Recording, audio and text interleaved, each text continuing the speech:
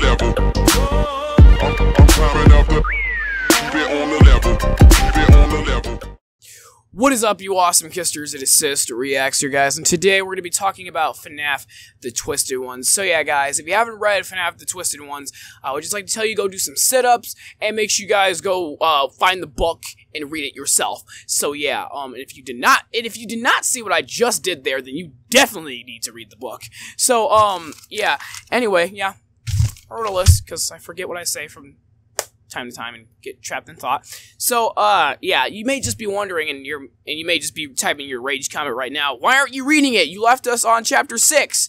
Now the thing with that is I kind of dug my own grave and did something stupid, and that stupid thing was reading the comments on every single Twisted Ones video that I did, and someone spoiled it for me. Yeah, someone spoiled the book for me, so I just went on and read it to myself in a blind rage, and yeah, found out the spoiler was right, and yeah, so pretty much, yeah, a spoiler messed the whole thing up for you guys, and I'll just remember next time when another book comes out, I'll just make video after it, and then edit them all, and then put them out, and then I'll read the comments, so I don't have to, like, get spoiled anymore. So yeah, live and learn. So yeah, I'm sorry about that. I would call that person out, but I'm not that petty at the moment. Okay, so, let's just get into the review. Okay, we're gonna go over the characters first. Charlie, I just like how she's, like, this serious, intense, smart character who knows everything about the robots and all that stuff. That's what I really like about Charlie. She's, like, she's our main character, but she's not, like, this boring main character, okay? Love it. John, I love how he's, like, such a suck-up toward Charlie because, you know, he likes Charlie and all that stuff. And they kind of have something going on, but they did more at the end of the book than at the beginning and middle, okay? So, yeah, I just love how he's a total suck-up toward Charlie. I just like how brave he is, though. Especially when it came to Twisted Foxy. That was pretty brave of you. You nearly got your head and arm bitten off, but, hey, you did it for love. And Jessica, I feel like Jessica plays the role as, like, the innocent one, but got wrapped up into all of this Twisted One stuff. Like, I know she was there in Silver Eyes, and she was there when they all went to Freddy's, but Silver Eyes is a whole different thing. They all think this whole Freddy thing is done. The whole Freddy's thing is done, but Charlie does know it's not done, but everyone else thought it was over, especially Jessica, and I just feel like she just got wrapped up into a whole new world of bull. So I just feel like she's the innocent one, and the one who got wrapped up in bull. That's what I find funny about her. And then Clay as our chief of police and our secondary awesome character, you know. And he's shady to me. That's all I'm gonna say. Shady to me at the moment because he hid the robots. Yeah, and we got William Afton. William Afton in this FNAF universe. I can't say anything about William Afton because he wasn't in the book. So yeah, there was like one thing that was referenced about William Afton. It was that little, you know, that little sound device Charlie picked up that had his company's thing on it, trademark. Yeah, trademark or something like that, or copyright sign, I don't know. But yeah, the only thing that referenced William Afton was the little sound device Charlie picked up. And we got Dave, you know, Springtrap. What's there to say about Springtrap? You're a murderer, you're a douchebag, and you're a killer. We love Dave. And we got Artie. I like Artie because he's that nosy character who tries to slide into everything, but doesn't completely get everything. That's what we all love about Artie. And Artie had me so suspicious at the beginning of the book because, like, he was, like, hounding Charlie at the beginning of the book because, you know, he liked her and all that stuff, but I thought he did something more dangerous. I thought he played a whole dangerous role in the book. I don't know. Are you guys will be on that? Tell me in the comments for the people who read the book, and I hope you read the book and you're reading this. Tell me in the comments. Did you guys think that Artie was like some type of suspicious character? Because I thought he was. He followed her all the time. Okay? Thought he was with them. Maybe I thought he was a robot. I won't even lie. I thought Artie was a robot. Alright, anyway, we're going to be talking about the animatronics now. It's more about their art style and, what they did in the book. So yeah, you know, I really liked how, Scott made these animatronics. I really like how he, described these animatronics in the book as, like, these nightmarish versions and all that stuff. I like their art design, as we've seen on Scott Games, and I just loved how they're just, like, spring suits that, like, shift and change because of your mind. I love that. I really do like that. That's a nice little thing he added to them. So yeah, it's told us a lot about FNAF 4, I think, personally. And that's another reason why I like Twisted One's animatronics, because I feel like they low-key told us something about FNAF 4. Maybe, like, the kid's just seeing stuff and is just scared. Maybe he never was bitten. You never know. Okay, let me get off FNAF 4, but yeah, what I really like about the Twisted Ones is their art design, how they look all nightmarish and creepy, how they change because of your mind, and how the little sound device that's in the Twisted Ones animatronics literally caused them to be twisted. I just love it. So yeah, now we're gonna get into things that I kind of didn't like about Twisted Ones. And here's the first thing. It's just that the book didn't have pictures. Why would you just have us sitting there on Scott Games with pictures, but, like, don't have pictures in the book? Like, I understand why he added, like, pictures on Scott Games, but I don't understand why he didn't add pictures in the book. I understand why you added pictures. I'm gonna just disclaim it again. I understand why he added pictures is because to keep us hyped up, is to show us and give us a picture on, you know, what they look like, so we're not just confused while reading the book. So yeah, still, I would have loved a picture or two in the book, you know, like I would love to see an illustration of, like, Foxy just choking John and all that. I mean, Charlie and all that stuff. I would have loved the illustration. I'm just saying, just a recommendation for the third book. Add pictures, you know. I like that. Anyway, now the plot as a whole. I'm going to talk about the plot as a whole.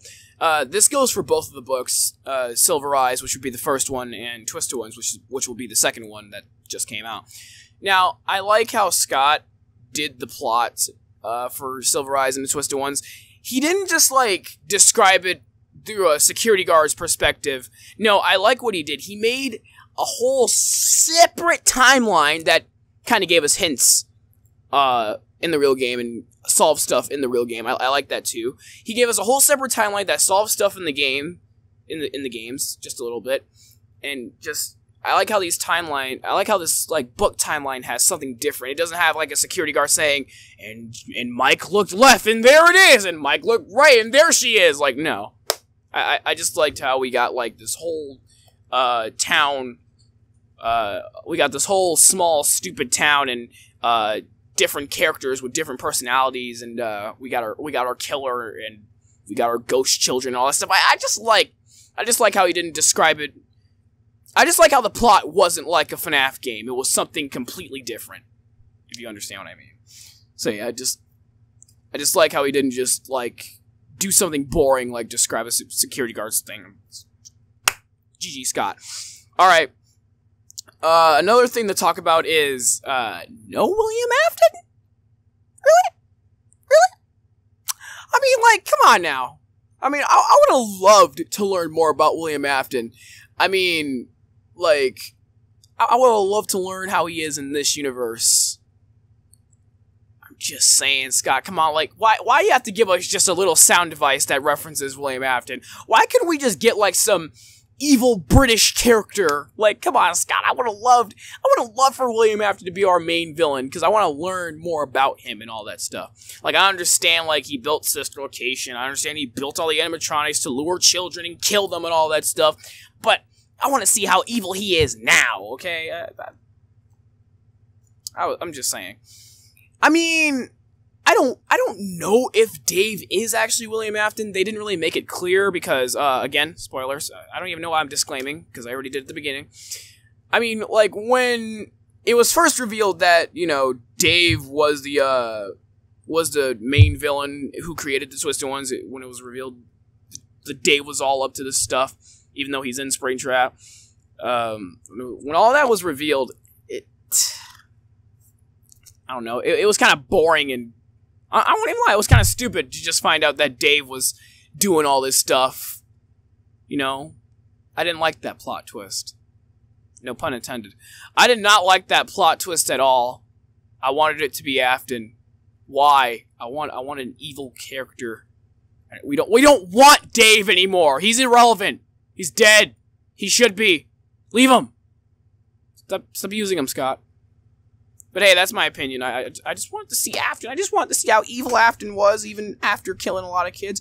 Anyway, I still like the fact that he added like this intense battle in the end between Dave and Charlie. I just like how he doesn't make our main character just like this scared wimp. No, Charlie went ham at the end of this book. She beat Dave in a springlock suit. It was she beat a dead man in a springlock suit.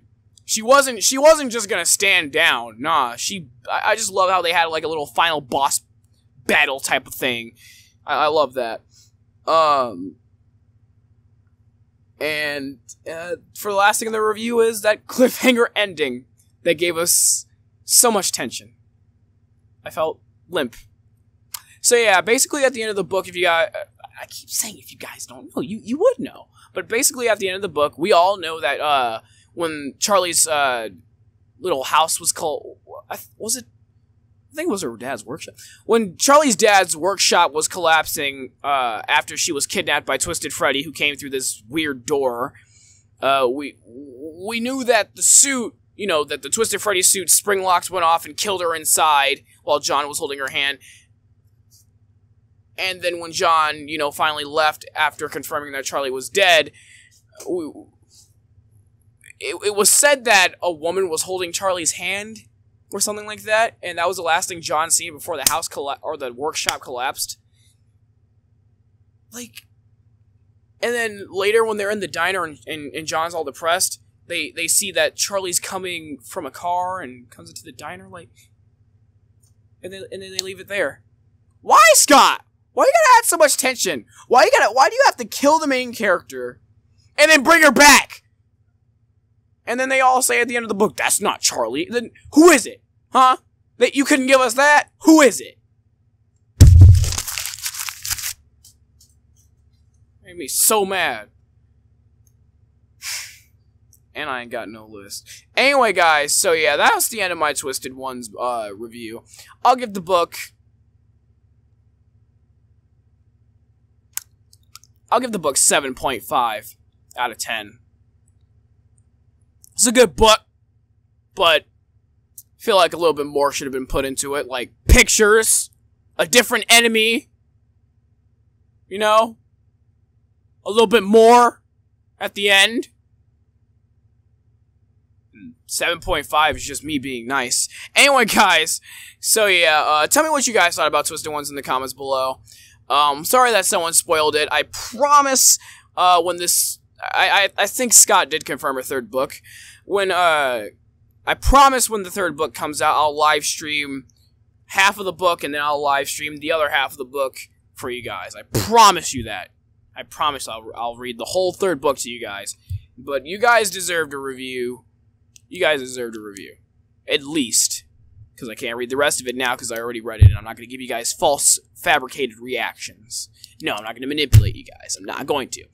Anyway, guys, so yeah, if you guys want more reviews, make sure you guys hit the like button, comment below, subscribe for more Comic History today, and I will see you awesome Kisters later. Again, make sure you guys tell me what you guys thought about Twisted Ones and Silver Eyes in the comments below. Peace out.